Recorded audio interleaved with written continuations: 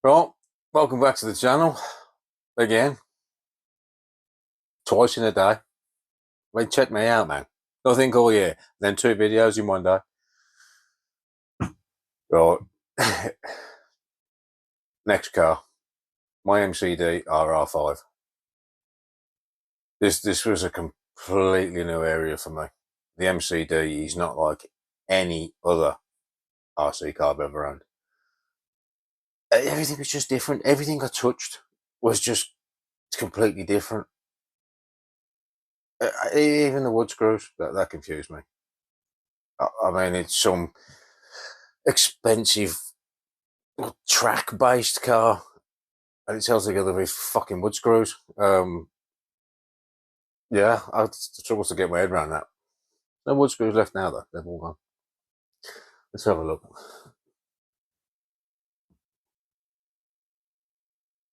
Here she is. Oh, the camera's going to be yampy. My Mcd RR5. It's not the ultimate. I didn't want the ultimate because I knew I'd be changing a lot of the parts on it. So I bought I think it's the Pro Max. I did my own thing. So let's jump in and have a look. Firstly, we'll take a look at the wrap, because I'm damn proud of this wrap.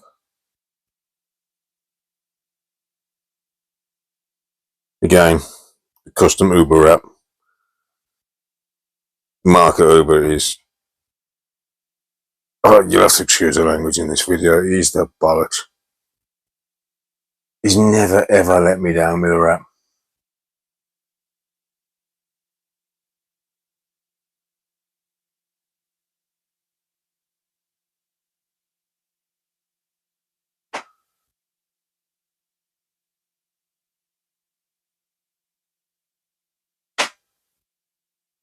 I can't fault the man. I mean, the detail, it's absolutely spectacular.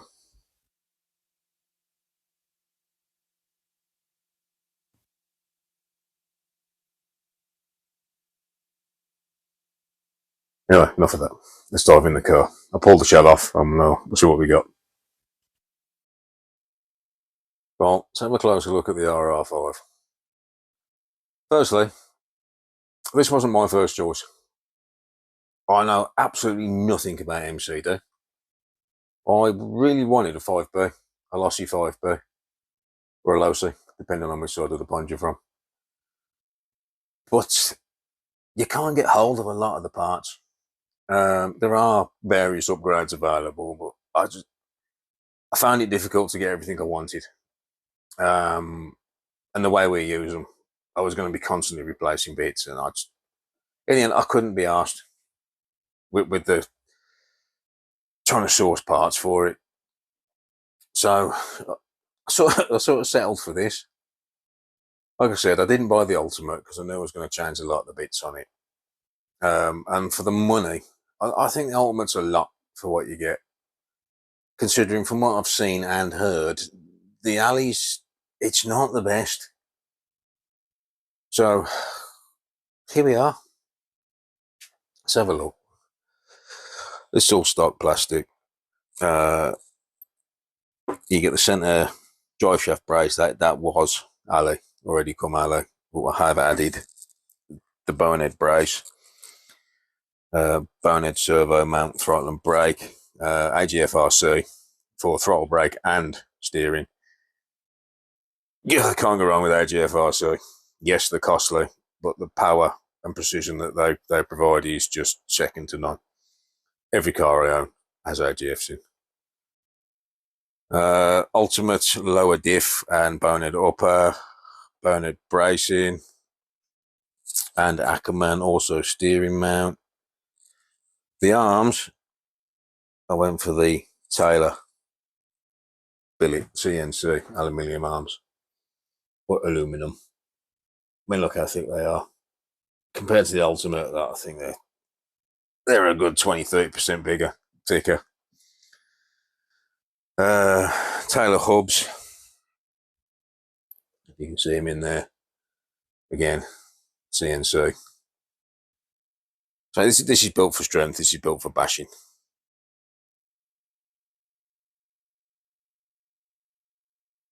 I had a problem with this.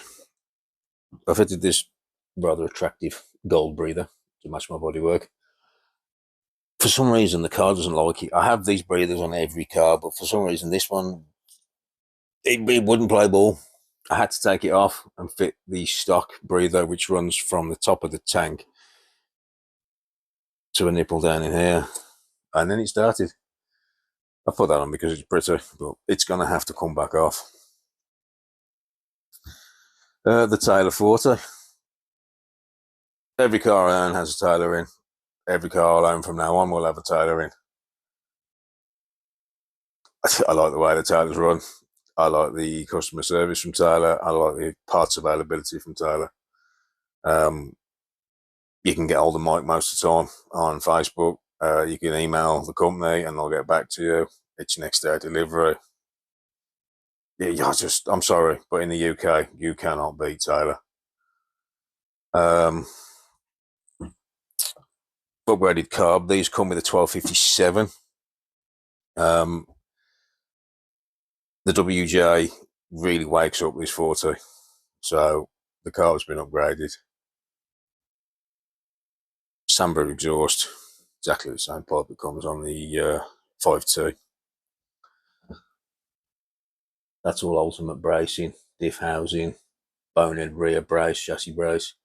Taylor hubs, again, Taylor arms, Bonehead shock tower.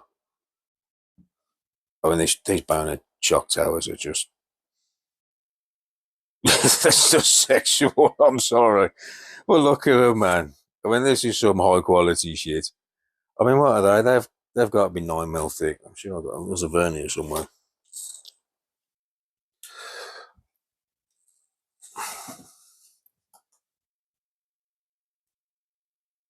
Yeah, love it. This car for me was a bit of a headache to start with, to be honest. I'm just not used to the way MCD do things. Everything I touched on this car was a nightmare. I mean, now I've been through it. It's been stripped back to a bare chassis, and I've rebuilt it from the ground up, and I know what it's about.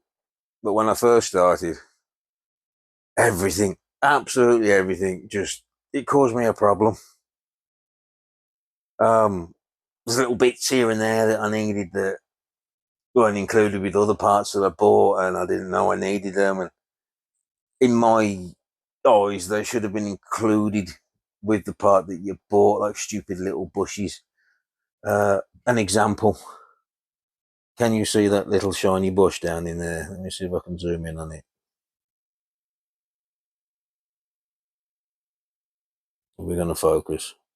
Come on, there we go. So a little silver bush there between the centre diff and the centre brace. That little part there wasn't included in the kit. I had to do a lot of research to find it. There's a few more under here, which I'm not going to go into, but this project took me a long time just to figure out what bits I needed. And there was a lot of ordering of screws and various parts because these things are built with wood screws, as I've said, and I was just not a fan of that. So now they're all gone. But anyway, that's my Mcd RR5. Well, that was my RR5. I hope you like what I've done with it. I like what I've done with it. I can't see why anyone else wouldn't. I hope the MCD enthusiasts aren't screaming at the phones right now because I've made a mess of a perfectly good car. I guess we'll see. But thanks for watching, and I'll see you again very shortly.